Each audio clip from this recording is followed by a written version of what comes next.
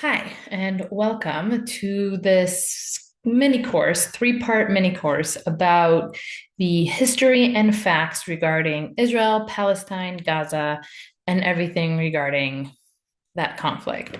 In this little course, what I'm trying to do is give anyone who's interested the facts, the knowledge, the context, the bigger picture, and all those little details that will help you either engage in conversation with someone who's actually asking questions and doesn't know, or answer any accusations, and just deal with any of those lies that are circling social media or anything like that. So this is really for anyone who wants to deep dive and get the full context and facts that have to do with this conflict.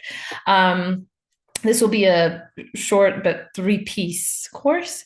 And I will start by saying a few things about the Middle East. So, the first thing I want to mention is that everything is complicated there, right? Nothing is black and white, nothing is simple. There's always everything in the Middle East is usually tied to kind of a bigger picture. It's a small piece of a puzzle, but there's many different factors, large picture things that it's usually tied into, and that's really important to remember. The second thing is that we're all human, and all human beings have things that they want and things that they think and believe. And there is no such thing as being objective. So, any human being, any person who's talking about any of this comes with a set of ideals, of culture, of religion, of context, of experiences. And that's really important to remember when you talk about these history and facts and things in current events. And even people who have no idea, have never been, don't understand the Middle East, they also are fed information from other people who do have contacts and related somehow or view things in a certain lens. And that's also really important to remember. Okay. So it's complicated as well. And the last thing is, I will kind of end with that at the end of this three-piece course, but it's important to understand that this conflict that's been going on is a conflict of ideas. So really, this is about understanding those two ideologies, these two ideas, and how they are in conflict. So I will share this short presentation and we'll dive right in. Minute.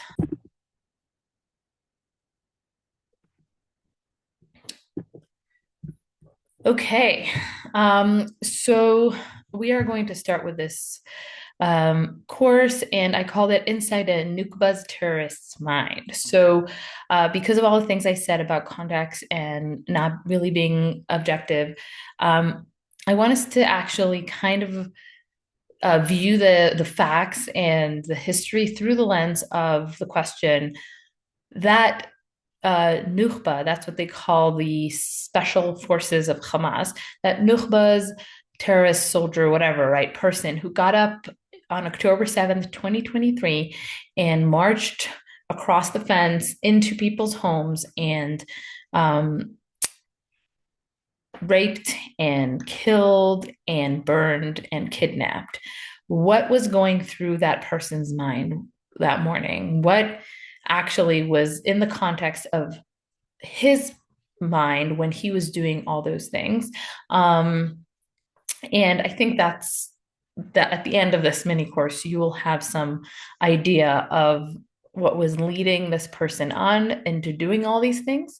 And little hint, it has nothing to do with 1948 or 67, but that's kind of a preview. So let's dive right in. We're going back in time, a few hundred years, the Ottoman Empire. So if you see this green area over here. This whole thing is the Ottoman Empire at a certain point. It's just a blob of green. It's a huge piece of land with many different people living under that kind of empire. And even later on, 1906, you can see in this more current map, all of a sudden we start to see these straight lines. When you see straight lines in a map, it's always human beings doing, right? Like nature doesn't look like that. So once we have straight lines in a map, we know somebody came in and drew these lines. So 1906, the British Empire actually takes control over Egypt and Africa, and that very straight line here at the bottom of modern Israel, but at this part where the Ottoman Empire ends, is a border that the English drew. But other than that, if after Egypt we look into the more current Ottoman Empire, you see a very large piece of land and people living in that area. They are associated with different religions. So if you ask a random person in the street in those days in 1906, who are you? What are you? Where are you from? They will maybe talk about their religion. I'm Christian, I'm Jewish, I'm Muslim. Maybe they'll be even more specific and say, I'm Sunni Muslim. They might say what family they belong to. I am of this family or that family, this tribe or that tribe. Or they might just talk about geography and say, I am near Beirut, I live near Hebron, Gaza, and so on. But you will not hear in 1906 anyone saying, I am Lebanese, I am Syrian, I'm Palestinian, because those things did not exist. There weren't any countries and nationalities.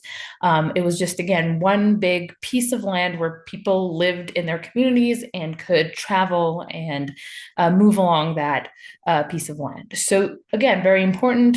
A little over 100 years ago, there weren't any nationalities or countries. And then came the Brits. So World War One.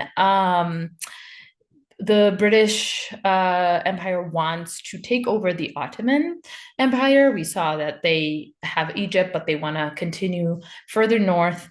And in order to do so, they need some help. So they actually approach this guy, Sharif Hussein bin Ali. He is considered at the time kind of the king of the Arab world. He is a straight descendant from the Prophet Muhammad himself and is very well respected among all the Arabs, the Arab world.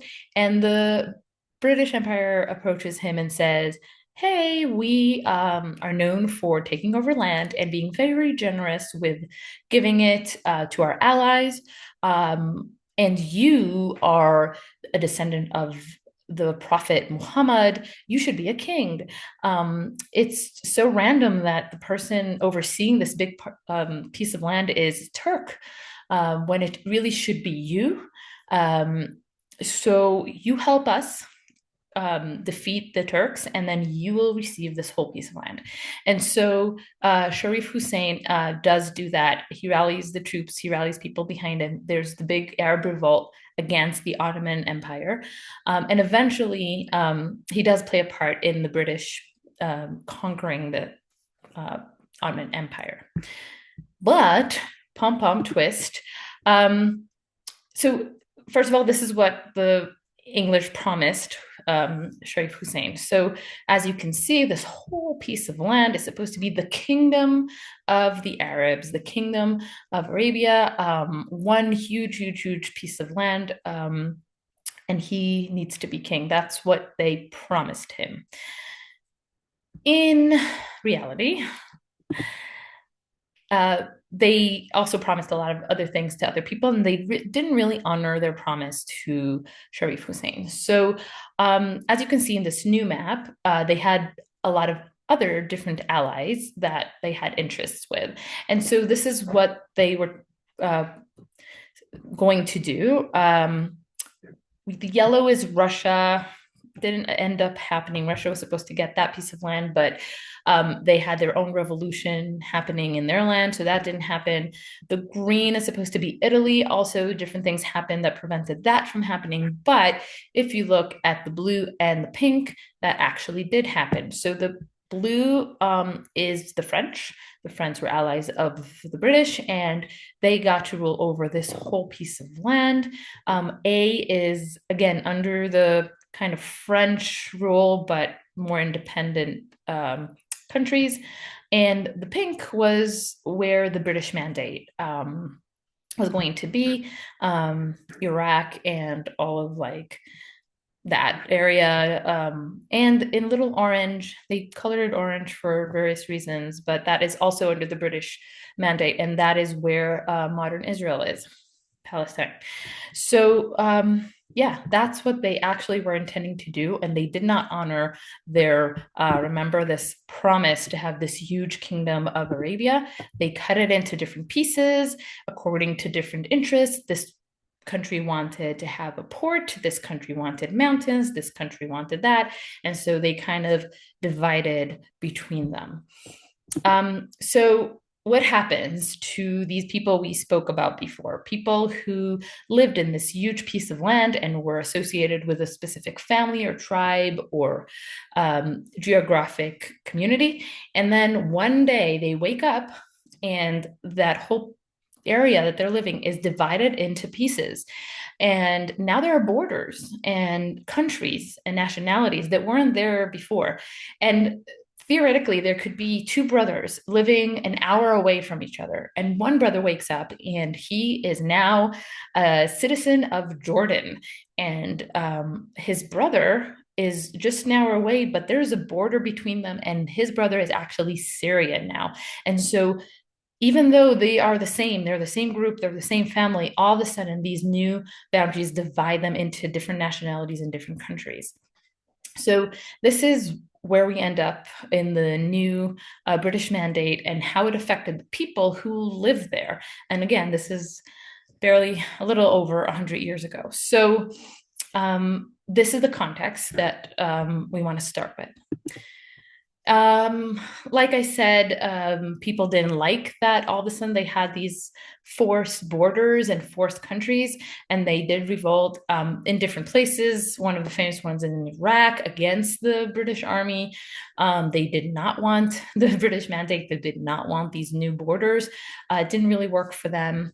I want to pause for a minute before continuing the historical story about the British people. And I want to talk about the word Palestine or the country Palestine and where did it come from. So first of all, if we go way back to biblical times, there were different kingdoms like Moab and Ammon and all those different Edom and different tribes and different kingdoms. And the Jewish people, the Israelites, lived in this little piece of land. And at a certain point, they also, after King Solomon, they divided into two kingdoms, the kingdom of Israel and the kingdom of Judah, and had two kind of kings. Now let's fast forward into the Roman Empire. So as you can see in this map, divided into little pieces of regions and countries.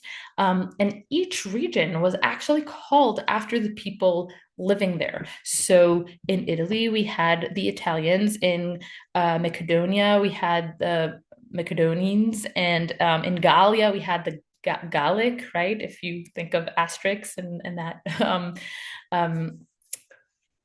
cartoon thing, right? So for every region, it was called after the people living in that region. So if you look down here into where Israel is, Judea. Judea was a region called after the Jews because the Jews lived there. It was called Judea. Just like in Armenia, the Armenians, and so on. And so this is the Roman Empire. But then what happens during the Roman regime?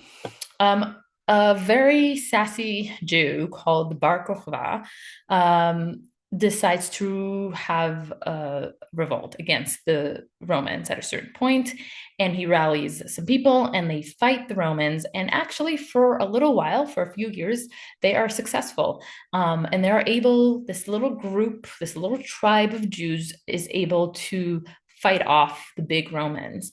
And for a little while, they hold this independent territory that's only held by Jews. They have their own, for like 3 years, they have their own coins and they have their own kingdom, and it's called Judah. And after a few years, the Romans are able to fight them and to demolish this little Jewish kingdom. And they punish them in many ways, but they also need to make an example of them, because if this little tiny tribe of Jews had the audacity to fight the big Roman Empire, what will the other regions, what will the other tribes think, right? The Gallic and the other people, they might get ideas. So one of the things that they do, the Roman Emperor Hadrian decides to change the name of that region from Judah and take it away, also, right, like from the Jewish people. It is no longer called Judah, and he calls it Sia Palestina.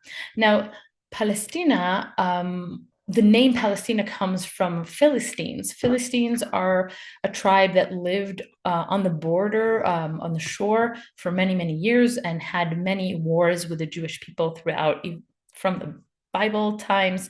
And he uses that name to kind of like disown the Jewish people from this piece of land. And from then after, the Roman people, the Roman Empire, called this piece of land Palestina. And so if we move forward in history, Romans and the people that kind of descended from the Romans kept calling this region Palestina, but nobody else did. So this is interesting, because if we go to the Mamluk Sultanate regime, right? This is Arab. This had nothing to do with Rome. This is 1330, right? There is no Palestine. There is no Palestina.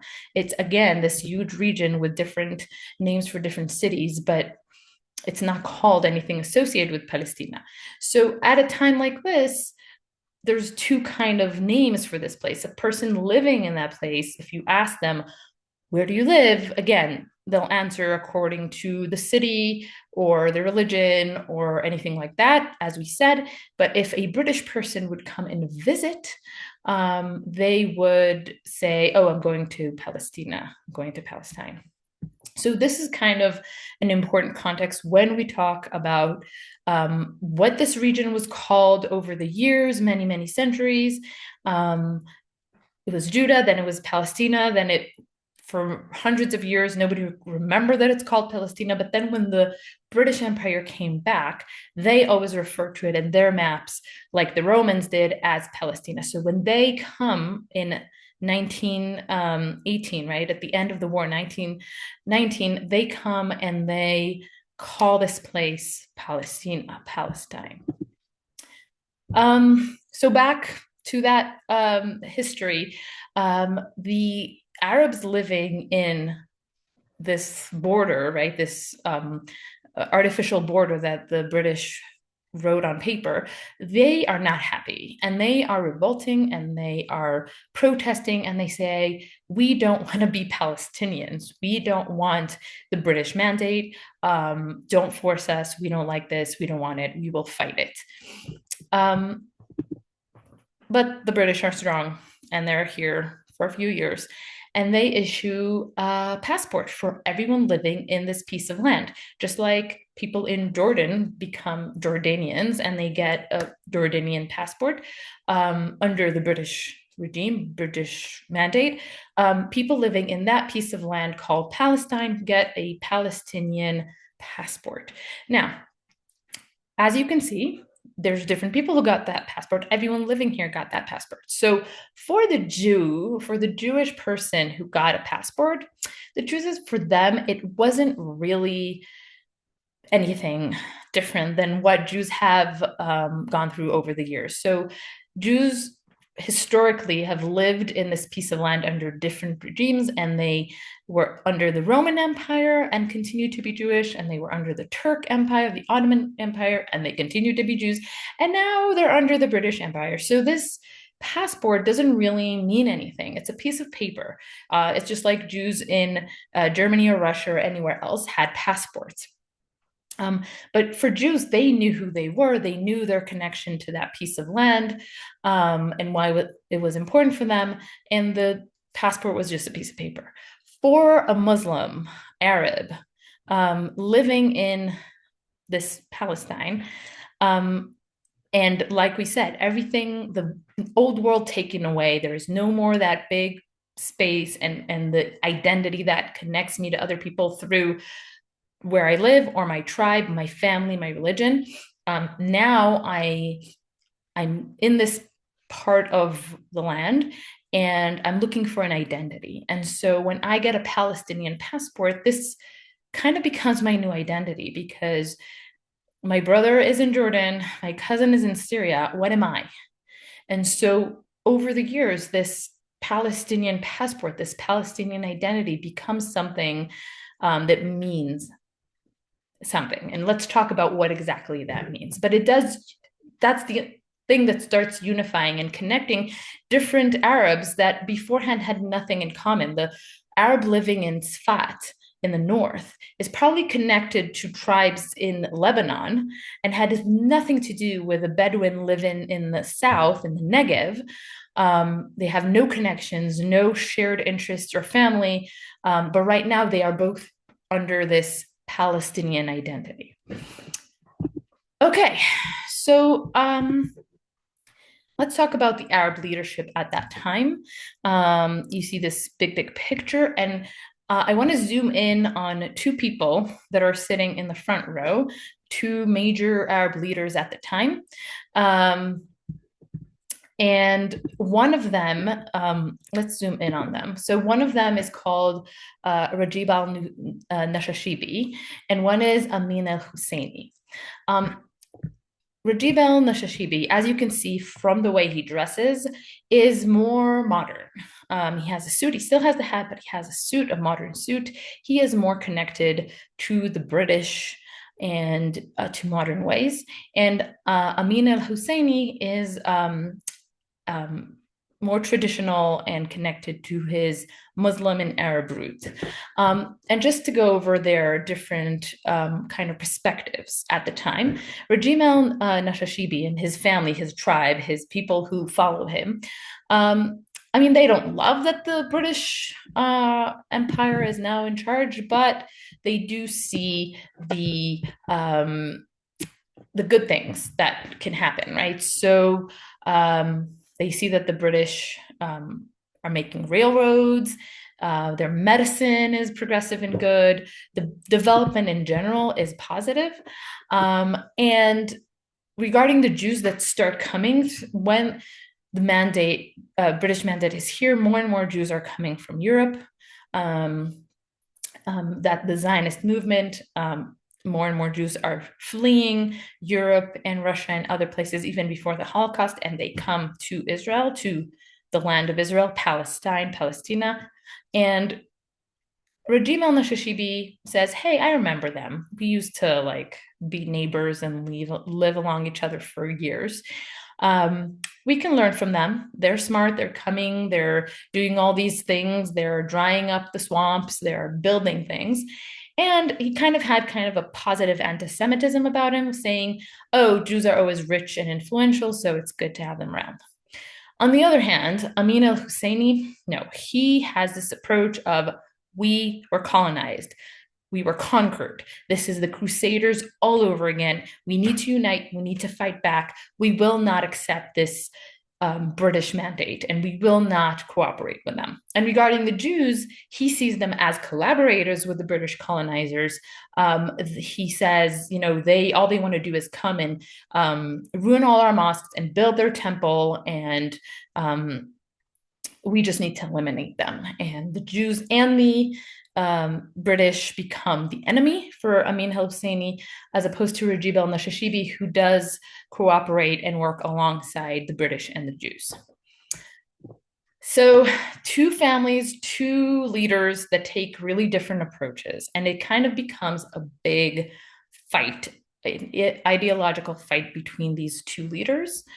Um, and interestingly enough, the big 1936 Arab Revolt that happened here, it was 3 years of kind of a fight and revolt. It was led by Amin al-Husseini, and it was with the British Army, with the Haganah, that was the Jewish kind of military group, and with Rajib el-Nashashibi. So basically, there was like a civil war during the Arab Revolt. There was a civil war between Arabs living in Israel, Palestine, regarding what they need to do. So Amin al-Husseini said, anyone that is cooperating with the Jews and the British is our enemy. And so they fought other Arabs that were led by Rajib el-Nashashibi, and they won. So they actually kind of killed and destroyed all those that were supporting Rajib el-Nashashibi. And so Amin al-Husseini becomes the one leader for Arabs, Palestinians that live in this region. And Amin al-Husseini creates a new identity for all Arabs living in this region. The identity is resistance. Your goal is to fight the British, fight the Jews, and that's the new Palestinian identity that kind of forms around the ideological perspective of Amin al-Husseini. In the third part of this course, I will talk about the Muslim ideological perspective that kind of goes hand in hand with this. But right now, I just want to go through the historical aspect and understand how the Palestinian people became a people united around one idea and one person, and that's how that happened. This ideological perspective, like I said, is that of it's a militant ideological perspective. It's about fighting and fighting off and killing the Jews and the British. And we see it throughout that time that Hussein kind of leads his people. And again, there's kind of pogroms and killings and riots throughout the whole time. So we had see Jerusalem in 1920, Hebron. This is a famous massacre that happened in Hebron and in Jerusalem and in Tzfat and a few other places. Really gruesome, horrible massacre of Arabs taking the call from the leader and going into their neighbors' houses and just horrifically torturing, killing everybody from babies to women to older people. And then again in Yaffo and Jaffa in 1936. So all of these are examples of times where this ideological Palestinian new identity decided to attack the Jews. And this is all, as you can see, a lot before 1948 and the state of Israel. Der Führer empfing den Großmufti von Jerusalem, einen der einflussreichsten Männer des arabischen Nationalismus. Der Großmufti ist das religiöse Oberhaupt der Araber in Palästina und gleichzeitig deren oberster Richter und Finanzverwalter. Wegen seiner nationalen Haltung verfolgten ihn die Engländer erbittert und setzten auf seinen Kopf einen Preis von 25.000 Pfund aus. Auf abenteuerlichen Wegen gelangt er über. So basically what we see here is a news report from Germany. 1941, Husseini meets with Hitler. They become allies. He says to Hitler, the Arabs are Germany's natural friends because they had the same enemies, the English, the Jews, and the communists. Hitler is pleased with him, and he sees him as the principal actor of the Middle East, and Aryan because of Hussein's fair skin, blonde hair, and blue eyes, which is funny and ridiculous, I think. But Hitler becomes friends with Husseini, and he becomes his kind of advisor for the Middle East. Um, he calls for a jihad for Nazi Germany in the Balkan and different places where Muslim Arab groups do listen to him. And he does influence the decision for the final solution for the Jews in Germany. So great guy, right? He is a big part of what happens here. And Hitler actually had, in his plans, he did want to conquer Israel and the Middle East as well. Okay, we are jumping forward. Um, World War II ends, Nazis fall, thank God. And in November 29th of 1947, the United Nations vote on a independent Jewish state. And what they offer is a partition plan for Palestine. So if you can see here in the map, we'll have one Arab only state in the orange, and then another in the blue, Arab and Jewish state. Two states, and even though one is purely Arab, no Jews in it, and the other is a mixed kind of right, and we're kind of again taking this little piece of land and cutting it up in pieces. The reaction to this plan was very different for Jews and Arabs. So the Jews go to the streets, they start dancing and singing, and very, very happy that they finally, after 2,000 years of exile, return to their homeland. They're the indigenous people of Palestine, Judah, Israel, and they are back and they can form their own independent country. A democratic country, by the way, and the Arabs take out their guns basically and say, no way, we do not accept this proposition. And so May 8th, 1948, David Ben-Gurion gets up and declares the independence of the Jewish state. In the Independent Declaration, there is a call out for the neighboring countries to reach out for peace and asking that all the neighboring Arab countries live alongside the Jewish state in peace and prosperity and negotiation. The Arab states around them, the five Arab armies, answer in this, which is basically an invasion of the tiny Israel. And again, we're talking about the parts that Israel got, right? So only part of that a little piece, but it's invaded by five different Arab armies. And there's a whole war that goes around. There's only like 600,000 Jews, and they win the war.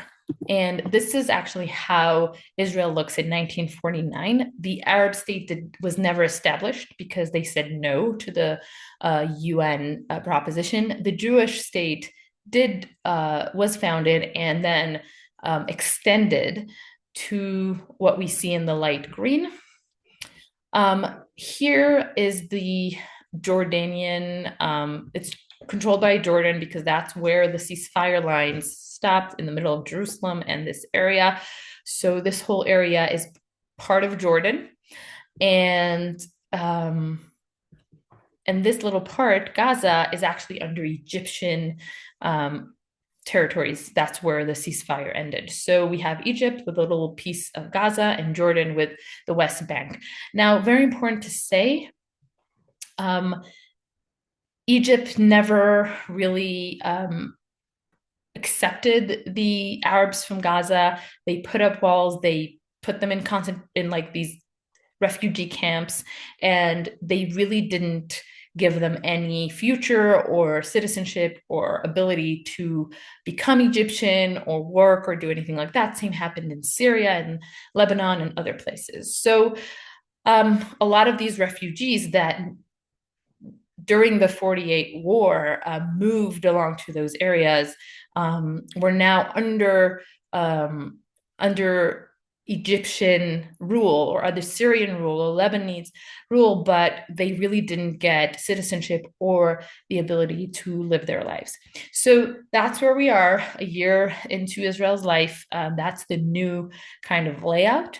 And that's the end of part one. In part two, I will talk about everything that happened from the establishment of the State of Israel through the different wars, through 67, through 2005, through all these different things that happened in the West Bank, in Gaza, in Israel. Very important to understand what happened in the last 46 years.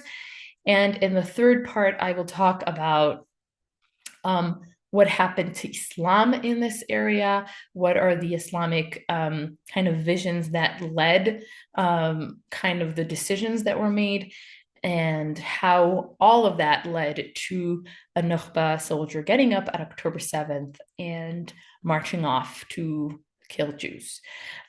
You can send me questions, comments, anything you want so that I can address it in the future. I hope this was helpful.